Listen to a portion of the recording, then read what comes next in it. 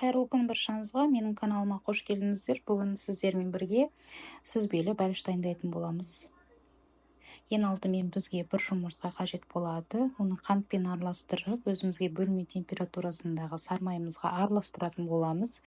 Үстіне ұнымызды салып, үстіне разрыхительді қосылып, жақсылап біркелкі ғана қамыр илейтін боламыз. Салмасына жұмыртқамызды, қантымызды, сүзбемізді қосып, бір ас қасық кукурузный крахмалды қосып, жақсылап миксермен араластырып, біркелкі масса дайындайтын боламыз. Массамызды жаңағы өзіміздің дайындап қойған қамырымызға құямыз. Жақсылап біркелкі қылып бәрін бетін жаймалап, үстіне өзіңіздің қалауыңыз бойынша киви қойдым мен.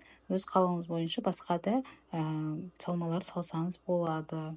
Бұл жерде әдемілеп, біркелкілеп осылай жайып шықсаңыз, кивиіңізді өте әдемі көрінетін болады. Қызып тұрған пеште 180 градуста 30 минут пісіріп алатын боламыз. Пирогымызды бірден тавамыздан алмайтын боламыз. Кішкене қызарғанын күтеміз. Мен әбден қызартып аламын.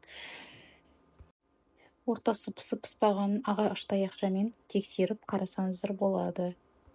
Жасап көріңіздер, өте дәмді болып шығады. Менің каналыма тіркелуді ұмытпаңыздар. Ас болсын.